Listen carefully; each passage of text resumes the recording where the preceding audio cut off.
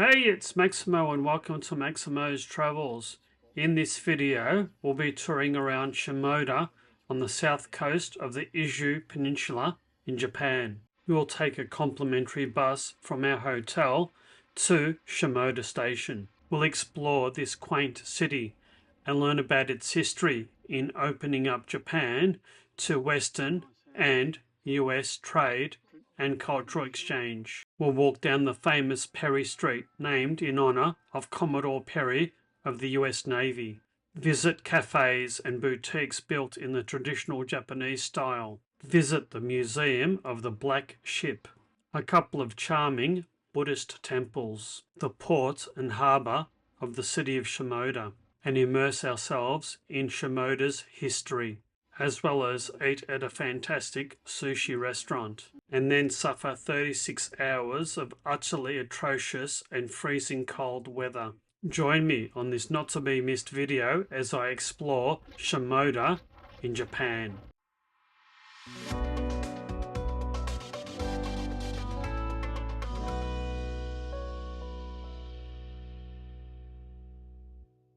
We stayed 5 nights at the Hotel Izuku, about a 5-minute drive on the outskirts of Shimoda on the Izu Peninsula. The hotel provides a complimentary bus that goes from the hotel to the centre of Shimoda and the train station about once every hour. On our first full day at the hotel, we decided to take the minibus to the centre of town. Shimoda is a small city of about 20,000 people located on the southern end of the Izu Peninsula. It's located about 100 kilometres or 62 miles southwest of Tokyo. Its deep water harbour and port make it famous in Japanese history. Shimoda's been continuously settled since prehistoric times. It's one of the first places that opened up to Western trade, and Commodore Perry from America sailed his ships here in the 1850s. The first American consulate was located here in the late 1850s, and a number of important trade treaties with the US and Russia were negotiated here as well. Today, the economy of Shimoda relies on fishing as well as tourism, derived from its history, as well as many hot springs. It's a quaint small city, filled with history, charming old streets, and friendly locals. It's off the beaten path and not that many Westerners come and visit it. It was a fairly miserable day on the day that we visited. Overcast, about 10 degrees Celsius, around 50 degrees Fahrenheit, and there was an icy, biting wind blowing. But we made the best of it and started touring around the city of Shimoda. This is Shimoda Station.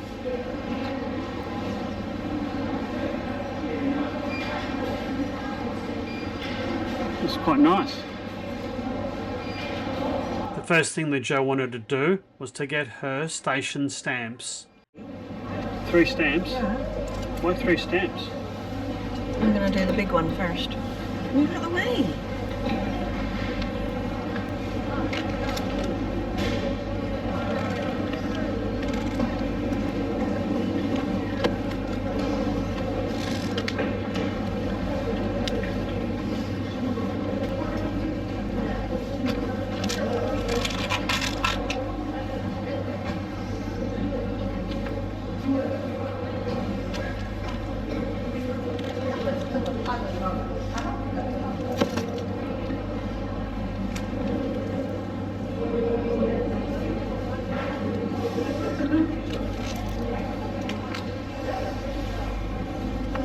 This is the Black Ship.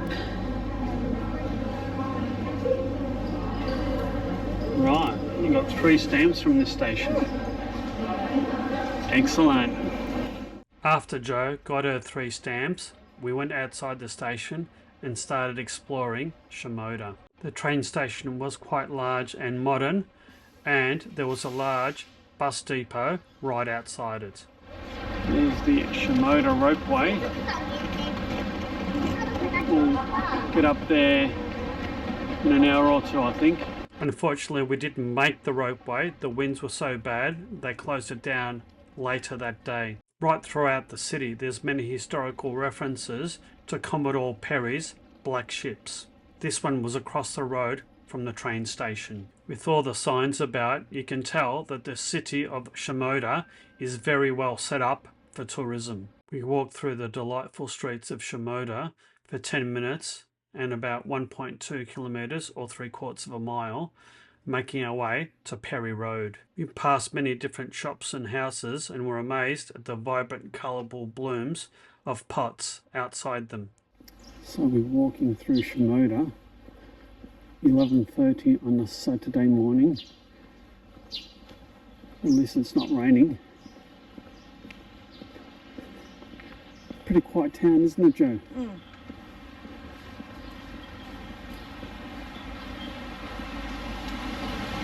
Either that or we're just wandering down the wrong streets. Maybe. What a nice house. Traditional. With a porthole. With a porthole and lovely flowers. And this quirky little place appeared to be a jazz club.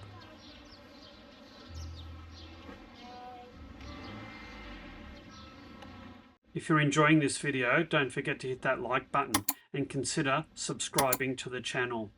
And hit that notify bell so you'll be notified of all my future videos.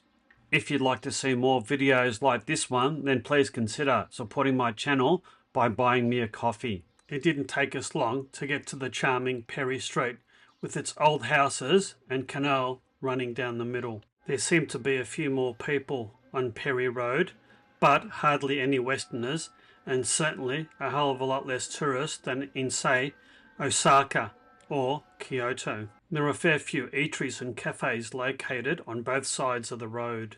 Down a discreet entrance, you'll find this restaurant bar. We decided to have a coffee here to warm up and just to take a load off our feet. The coffees here were good but expensive.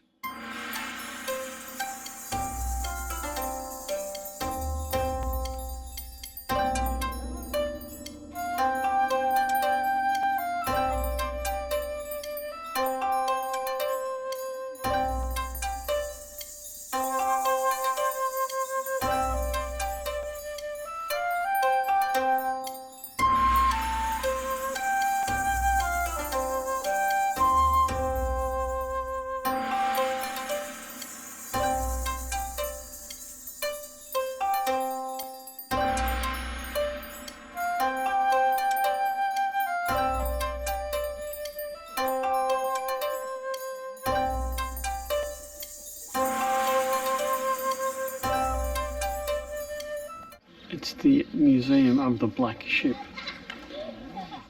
The Museum of the Black Ship at Ryosenji Temple in Shimoda, Japan, is dedicated to the historic arrival of US Commodore Matthew Perry's black ships in 1853, which ended Japan's period of isolation.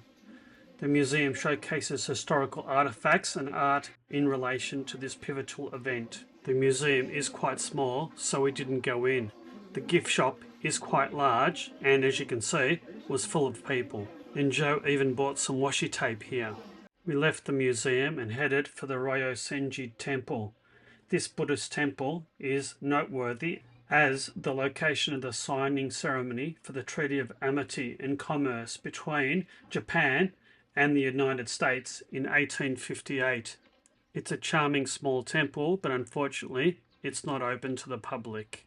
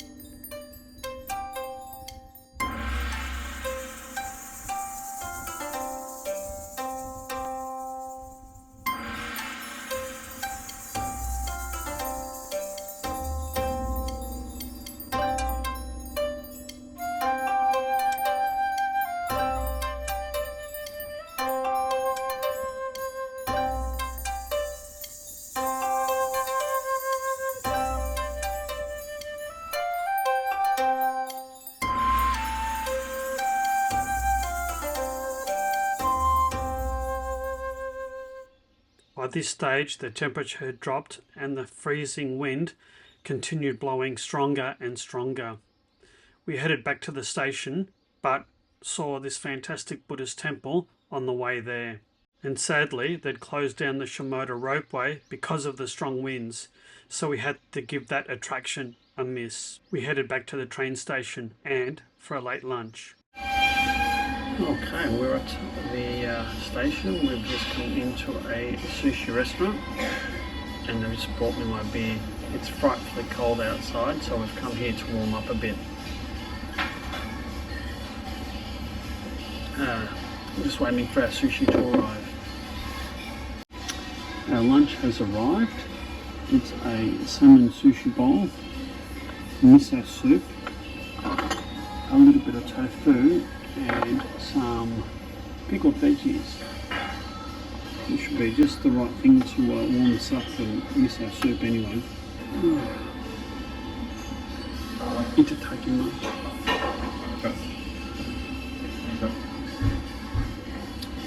Miso soup's nice.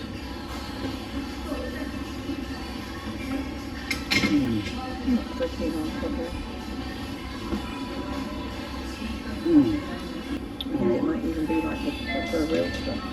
The wasabi. Grated. Straight off the root. Alright, just going to try some of this salmon now.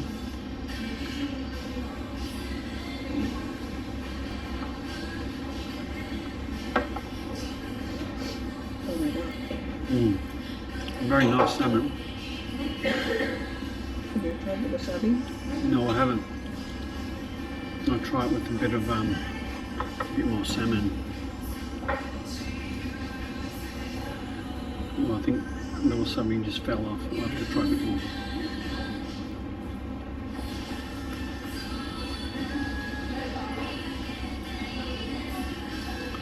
Oh, Yeah. that's strong. It's very strong. Very nice. Everything's very nice, isn't it? If you're ever in Shimoda, I would definitely recommend the sushi restaurant at Shimoda Station. The fish is fresh, flavourful, and the prices are quite reasonable. We finished lunch and waited around for the complimentary bus to arrive. Just as we got in it, the most monumental rainstorm hit us. It was almost of biblical proportions. Unfortunately for us, the rain and wind didn't let up for a whole day and a half. We experienced gale force winds and the temperature hovered around 6 or 7 Celsius, or the high 40s in Fahrenheit. We made it back safely to the hotel where we stayed, cocooned in our hotel room for the next 36 or so hours. This is the view from our hotel room. I would say the weather has turned on us quite significantly. You gads, it looks terrible out there. Over the next day and a half, we only left the hotel once to walk to a shrine a few hundred meters away at the end of the beach and to do a quick shop at the convenience store next door to the hotel. We did this between breaks in the rain, and at times we felt like we were going to be blown away.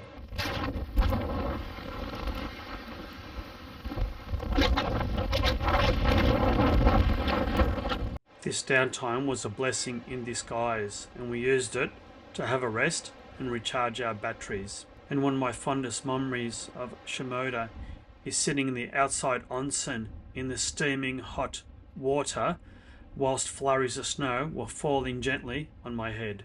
And by the way, if you're interested in staying in the hotel that we stayed at, I did a detailed hotel review of the hotel Izuku in my previous video. You can find that video in the hotel reviews playlist. That's it for now, and until my next video from the Izu Peninsula in Japan, you take care and bye now.